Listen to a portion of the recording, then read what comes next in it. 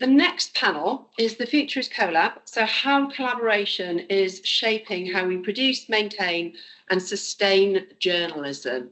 That's a crunchy topic, but not a large amount of time. So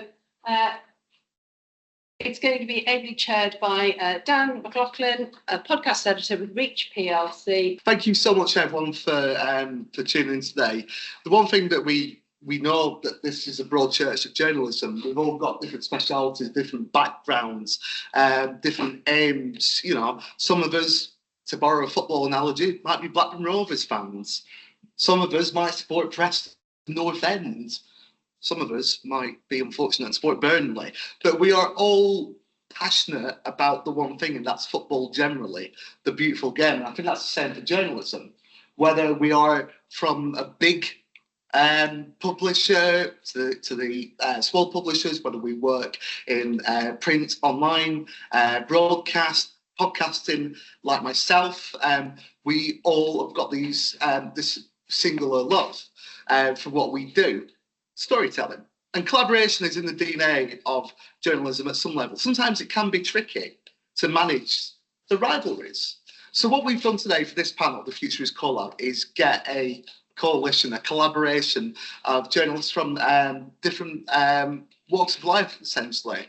We've got Munir Al-Khatib, who's the editor-in-chief at the award-winning Arab Reporters for Investigative Journalism and is based in Jordan. The tagline of his organisation is Collaboration for Better Journalism. We're going to find out what that means in practice. We've got Sarah Lester, the editor of the Manchester Evening News. Sarah's been at the MEN since 1997 and dreamt of being a journalist since she was a teenager. I dreamt of being an astronaut personally. That didn't quite work out. Sarah's going to be talking about collaboration with a rival, in this case from the other city, Liverpool. And also we have Carl Hartley, who is an academic from the University of Leeds and a senior journalist at the BBC. You would have heard Carl on BBC 5 Live and of course does things like podcasting. Everyone's got a podcast these days, haven't they, Carl?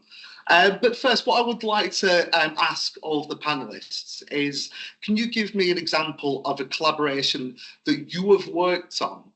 And what insights that you got from that collaboration? So we'll start first with Munir, if that's okay. Good evening, and thank you for the invite. My name is Munir Khatib. I'm a Lebanese journalist. I've been working with ARIJ, Arab Reporters for Investigative Journalism, since 6 years. We are based in Amman. We are a training organization. So, and our model is we training by doing, and we train journalists on investigation and storytelling techniques, all the techniques that produce investigative story, and then we give to outlets. And we are at ARIJ, we are not a publishing outlet or media. We are a training organization, but our stories that's produced by our trainees goes to all Arab outlets from Morocco to Bahrain. And the latest collaboration we did, and it was a landmark in our career and in our profile, was the Gaza project. This project was led by Forbidden Stories in France, and it contained like more than 50 journalists, I think more than 12 or 13 media organizations from all around the globe, and this was remarkable because journalists, we were outside Gaza, not inside Gaza, but we were connecting with the people in ground, witnesses, journalists. It was very difficult because of the war, you know, and it was the news we did or the pieces we did. We had too many resources in it, from satellite imageries to expert in audio, expert in ballistic and weapons and audio. All these things were utilized to produce these stories. Thank you. I'm going to be cheeky. I'm going to give two examples. One that Okay. I'm involved in, and one that I'm leading. So, as you mentioned, I now work at the University of Leeds as well as still working in broadcasting. So when I came to the university, what I noticed was that some of the more practical tutors and some of the more academic tutors, we connected, but we weren't working together. So I've worked on a project where I've collaborated with Professor Stephen Coleman, and I know you said everyone has a podcast, but it is a podcast that we created, where he's been a lecturer in political communication for donkey's years. He's about 30, 40 years doing research into how politicians communicate. And we've taken my skills from a practical side and his knowledge of political communication, and we've come together and we've collaborated for that podcast, which disseminates all the information, all the research that he's done over the years, and looks at how politicians communicate, and then we put it into hopefully what we believe is an engaging audio experience for listeners, so then people can learn about these techniques that they do. So there's that side of it, but there's also a project that we're running that's being led by my colleague Layla Painter, where we go out into there's a radio station in Bradford, a community radio station there, and we held an event within the university where we invited industry professionals into the industry to hear talks from some of our lecturers about how about the research that they'd been doing. And from that came about Bradford Community Radio were worried about the presenters and how they communicate political news and how they navigate the laws of journalism, because a lot of the presenters there are volunteers, but they're doing great work in the community, highlighting things that are going on. So we've now teamed up as a university with the Bradford Community Radio Station to go out into their workplace, and we run workshops where basically the workshops are us teaching them different aspects of radio along the way. So that's another project that we're doing. But the collaboration for me is all about, working together in teams and just looking at other people's skills within that, using each other's skills and using that as a way of promoting it. Collaborations we think can be really good things. They can really enrich and enhance our journalism, but sometimes there might be some friction when that comes to it. Have there been any limitations to the collaborative projects that you have worked on in the past, or frictions and limitations that you maybe foresee for some collaborations? We'll start with you, Munir, first. So I mean, when many outlets are engaged in the same projects, sometimes the most difficult thing is how to orchestrate the publishing time. So different outlets have their own agenda or own time frames. They prefer different timing, but usually we put the story first. And if we have a collaboration on and we want to take more impact and more reach, usually we can overcome this differences in publishing. Sometimes the experts from different countries or different, especially when we are working from stories from different countries. For example, we had a story about artifacts that were smuggled from Egypt to Europe, and it was engaged like French authorities, German authorities, British authorities, and we have different legal issues. It was different from in each country. So the impact of the lawyers and the counselors were different. Here you can say this, here you can say that. Fact checkers were also a bit confused on why these documents are used here or disclosed here, why here it's not disclosed. So when you are working in collaboration stories that are cross-border stories, these issues need experts. And this goes beyond the boundaries of journalists. So sometimes journalists are not oppressed, how to say the word, trained, stressed because all of these procedures, they want their stories goes out, but in the same time, media outlets want more legal screening, more fact checking time. So this is takes stressful a bit, but and it all ends up good at the end. I suppose it's the combination of both processes and personalities which can affect Yes. that. How about you, Kyle? Any Yeah, limitations that you...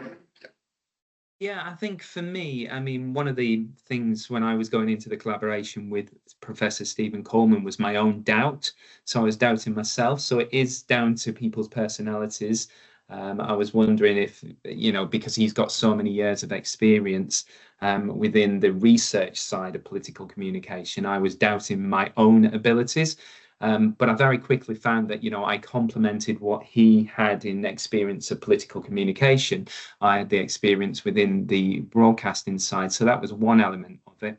And when we're looking at the project we've been doing with Bradford Community Radio, again, it goes down to these personalities and different people's agendas. But there's a lot of views on what a community radio station should be. So we're going into that environment from the university with, this is the workshops that we're going to do. This is what we're going to talk about. But then those personalities within that radio station already have their ideas as well on what they want to get out of this. And it's about getting that balance between the two of you to make sure that what you are delivering is what in this case, the community radio station wants and what is beneficial for everybody there. But also, what you're not just bending for people's egos or whatever that may be. So it is around that for me, those collaborations, those are the things that I've experienced. Obviously, you both have been involved in journalism over a couple of years, number of years. Have you seen the nature of collaboration change, whether it could be the influence of technology or, in this case, the lack of influence of technology, or in terms of the way that we're presenting stories, telling stories? Have you seen collaboration change, the drive for it, the want for it, and the way that it operates? I think so, yeah. I think, organisations now, as newsrooms get smaller, as industry looks at where we can make savings and where we can change things, then there needs to be more collaboration. You need to be collaborating with the right partners. You need to be collaborating with organizations that have similar values to you. But if you just look at, broadcasting, for example, rather than sending down, even from a local from a BBC point of view, it used to be that you would have 3 or 4 BBC journalists turn up at one location, and then they would, TV would do their reports, radio would do their reports, online would have a journalist there. Then you'd find another journalist that's come down from another local radio station that's just outside the TSA, but they're going to jump in on this. So you would have 3, 4, 5 BBC journalists there, all covering at the same story. But within the BBC, they've looked at this and gone, well, this is not value for money at the end of the day. We could just send one journalist down there who could do it for all the radio stations. So within organisations, you've got the collaborations that are going on. But I think it also works with some of the TV companies as well. I mean, sport have been doing it for years. They've been collaborating around the world when they're doing live football matches. And I think that's the model that we're going to get to, that certain and we're already on the way to that. These organisations are going to come together and start, doing more of these pool pitches that you can get and more pool interviews, because industry is getting smaller, newsrooms are getting smaller, and we need to think about how we still keep the standard as high as we can whilst working under these conditions. I will bring you in a second, Munir, just to say from my personal perspective, I started at ARIJ on a collaborative project, both collaborative and innovative, and it was a podcast project called Laudable, which was a collaboration between ARIJ and what was then JPI Media, which is now National World, to rival publishers collaborated on podcasts. And I think in many ways that was probably the most rewarding part of my career so far, is that mucking in together and get involved together to tell stories. Munir, have you seen collaborations change over the years?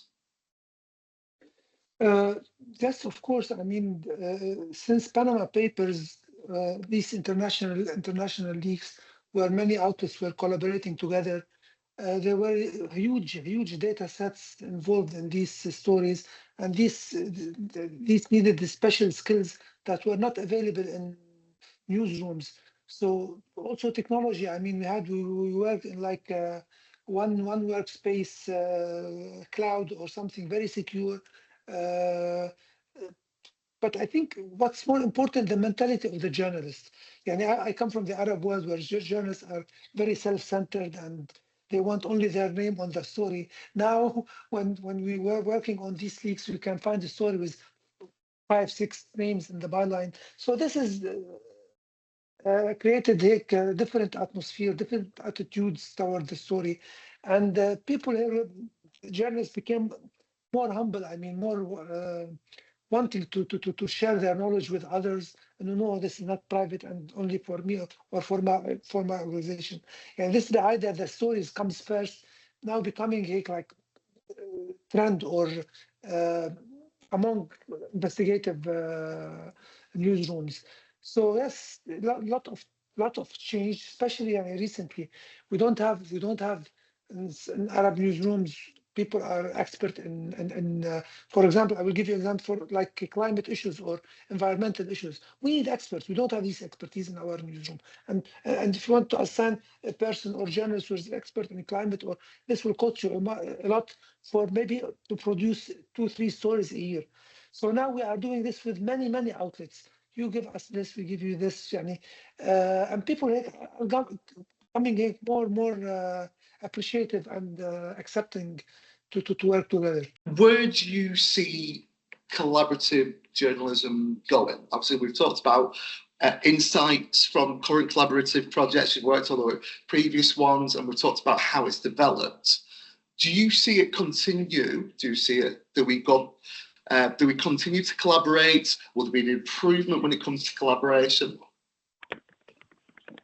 I think from my perspective, and especially looking at from a university's perspective, I think academics and people who've got the time to do the research and newsrooms working closer together is an exciting opportunity to collaborate. And I do think that we will move in that direction.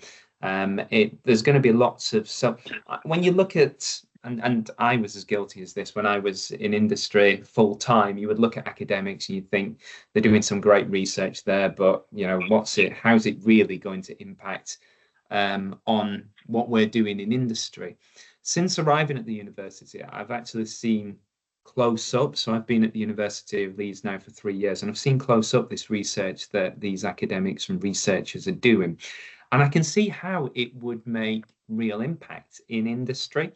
But the problem we've got, I think, is the communication between newsrooms and, of course, the university.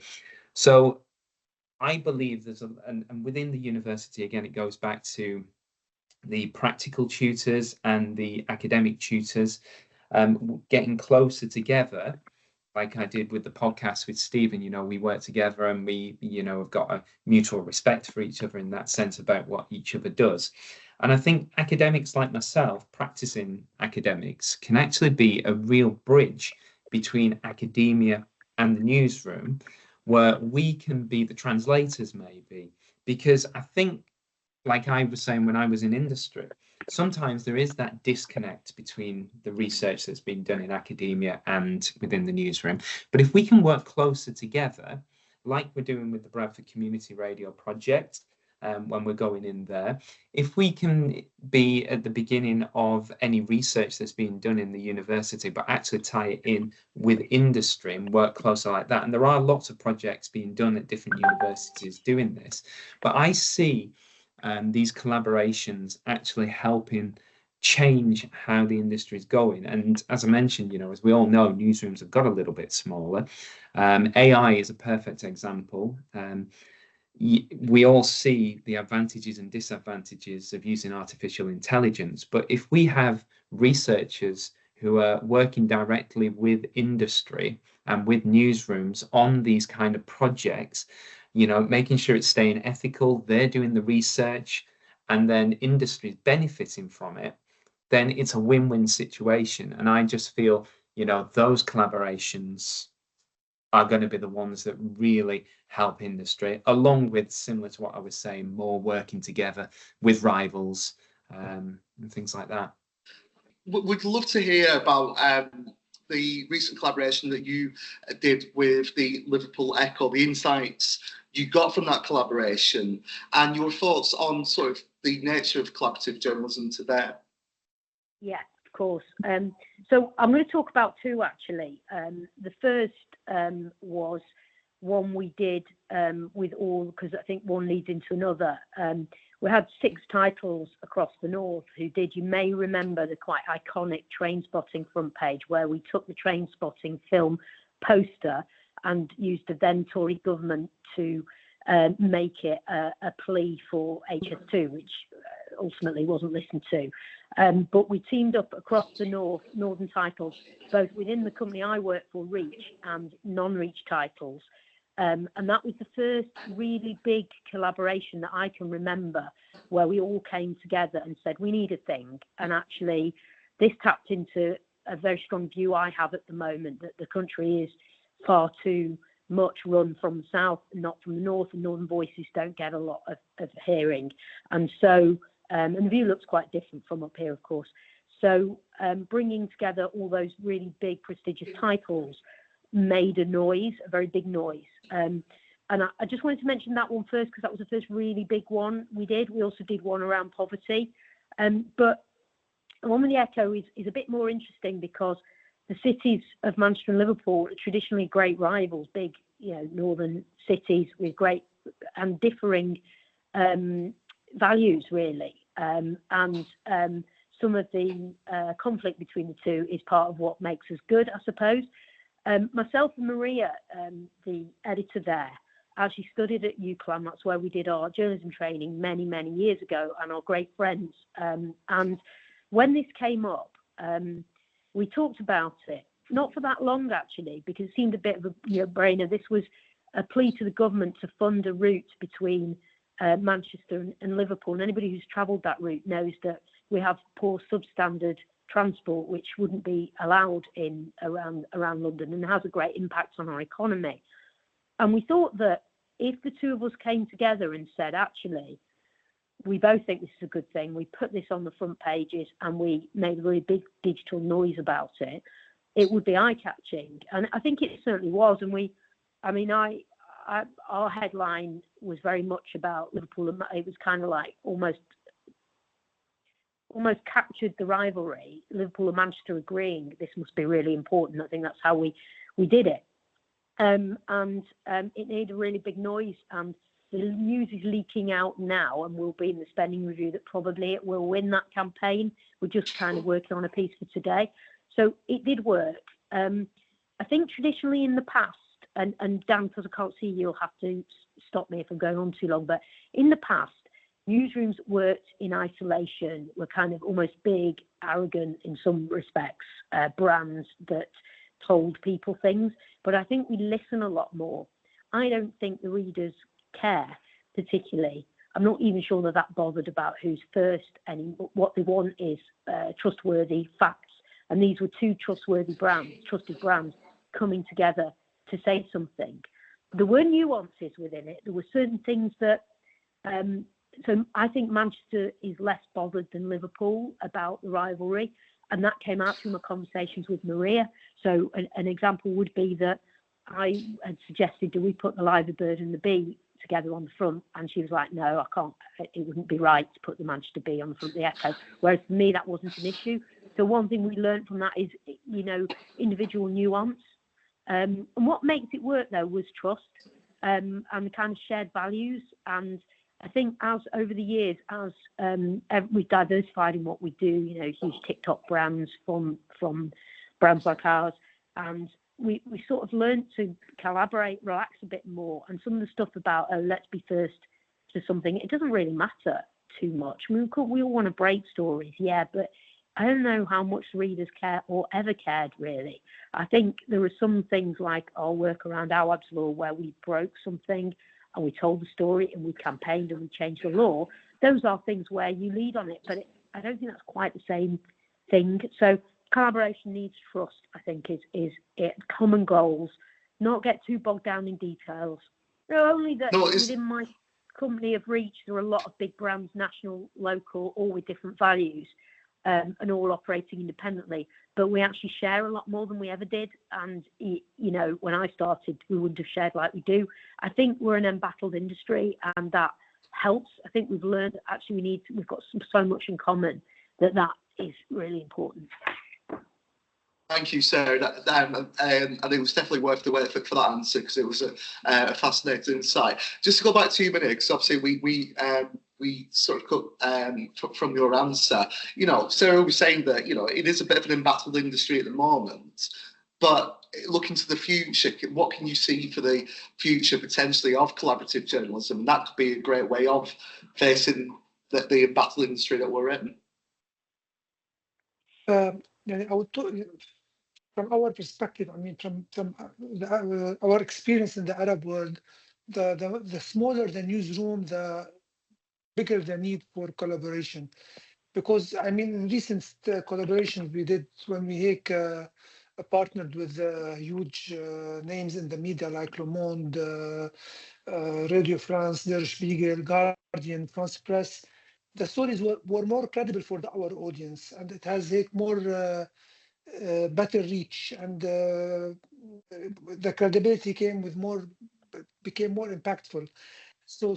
And there's one more aspect, but I think this is only in the Arab world. It does not apply to you in Britain. We have censorship issues. We have freedom of expression issues. So collaboration protects our journalists. When many outlets are in the same pool, in the same project, journalists become more enthusiastic and have more courage to tackle sensitive or serious issues. Usually in the Arab world, we don't tackle if it's not with partnership with some other media, because we know that we can make a fuss or a huge campaign if anything happened to the journalists. So this is needed also to protect journalists, not only to because of lack of resources and other things. So in the future, I think, yes, more collaboration is the way to break better stories. There are obviously a lot of challenges facing us at the moment. So given the challenges facing journalism, whether it's something like where you are, Munir, or close to the home, are you hopeful about the way that we can respond to those challenges? We'll go back to you, Sarah, because there's obviously a lot of challenges facing regional journalism. I'd be interested to hear your thoughts, particularly on that. Whether collaboration is something that might help. I didn't quite catch that. Yeah, whether collaboration could help, yeah. But what are some of the challenges as well? Yeah, well, I mean, it can help, but I think we've got bigger fish to fry, bigger things that would make a difference. We don't have an audience problem. The audiences are huge. They're audiences that 15 years ago I'd have dreamt of. The MENs gets a couple of million people on site every day, more if you add in TikTok, Instagram, and all the other places we are. What would help is a level playing field. At the moment, Google can take our content, it can serve it as a snippet, and it won't send a link back. So I'm not sure where Google thinks the content will come from, so it takes our money, it takes our content. So it takes the content, it scrapes the content, but it doesn't send the person to the page. So how are we supposed to pay the journalist? So big tech is a challenge, and that will probably evolve as AI gets more entrenched. Same with Facebook. We still have overnight algorithm changes that can impact how many people see our content. I'm not sure we engage enough with the readers to let them know how much what they see isn't necessarily the brand that broke the story or the brand that's an authority on story, and how much what they see is actually controlled by big tech based in America. So I think a level playing field, and we work with government to kind of make this point, that I think the political changes in the US make that very, very challenging. I think the BBC has overreached. Love the BBC. It's my spiritual home, Radio 4 in many ways, but it's overreached into what we do, and is a direct rival now in terms of doing the type of content we do that doesn't really fit, as I perceive it, within what the BBC remit is. There are other things that we think would really help. Government spends a substantial amount on trying to project what it's doing with social media companies. Is that the right place? Don't know, but that is something worth discussing. So level playing field, a bit more. I think one of the things I'm absolutely baffled by is, I'll tell you a little story about during the riots. During the riots, if you believed what was happening on TikTok around where I am in the Northwest, this is after the initial riots that we had. This is the night where actually loads of peace protesters came out, but everybody thought it was going to be a really bad night. I had reporters across Great Manchester, and we actively said, please, can you send us what you're seeing on social media and we'll verify it. And verification is a really important part of the job. And what we did that night is, if you'd have looked at TikTok, you'd have thought that Greater Manchester was ablaze, but it wasn't. It was actually social media that was ablaze with false information. So we verified, and there was reports of trouble in Oldham and a police van on fire. Video that looked like it was there. We sent someone down there, and actually we managed to identify it was a two-month-old one from Rotherham, a 2-week-old one from Rotherham. And bit by bit, that whole night, we ran a live blog that did that. I failed to understand why the value of that is not fully understood. I went to a meeting just after where there were a lot of chief execs and councils, and they said that our reporting that night, that was read by tens of thousands of people across Great Manchester, helped calm things down. So we're in a world where that trusted media is not prioritised, and so we need some kind of probably legislative help to and probably some education of young people within schools as to what truth looks like and what fact is, and something that resists the blurring the boundary. But actually, if we don't deal with the challenge of big tech, it's probably existential for a lot of journalism, or a lot of trusted journalism, I think. Not right now, but at some point in the future. So we've got to really value what we do. I mean, I could go on about this for ages, but I will shut up. So collaboration is a good thing, and I will collaborate with most people from different types of organisations as well, where if it's about telling stories and making a difference, there's no kind of brand ego now. That's gone. That went with previous editors, so that isn't an issue. Does that make sense?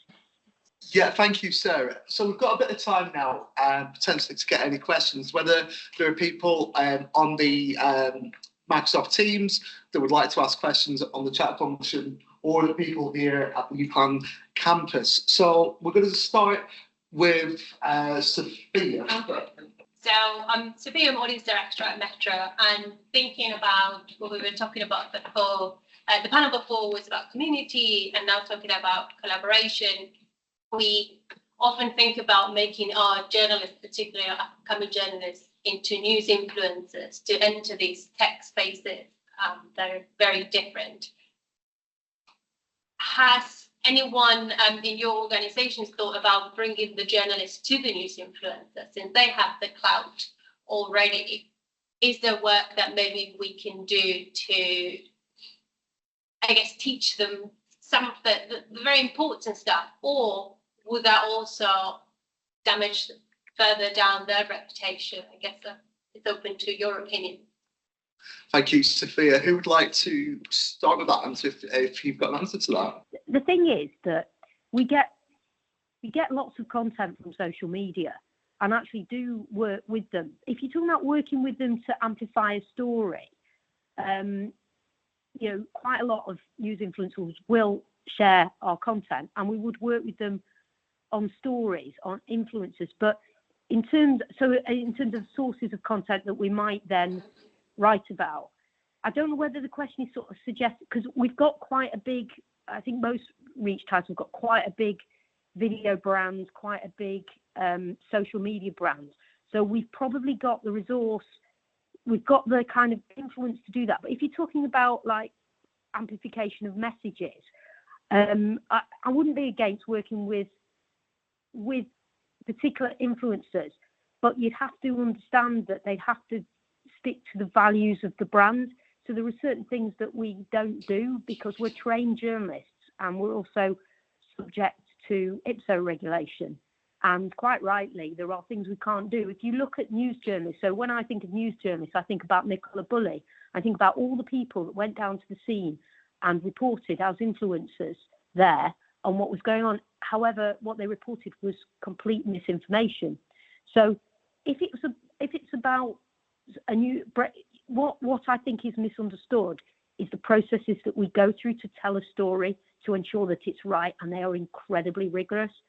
So I'm not against working with anyone who can tell good stories. We did one recently, actually, with somebody who'd done a really good investigation into, I think it was traffic ticketing in Manchester. And we worked with them and we mutually amplified each other's stuff. And it was great. But I think we have to be kind of cautious as well because of a process we follow in order to stop misinformation spreading. And Nicola Bulley was a really bad example of what happens when news influencers, if that's what you perceive them, get hold of the story.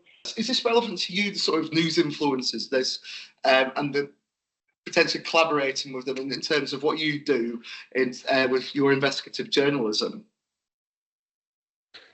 No, usually we don't work with influencers because our stories goes to a legal screening and fact checking, many levels of fact checking. So, and usually we I mean, in the Arab world, we consider influencers like more than not factual news. I mean, it's very sensational.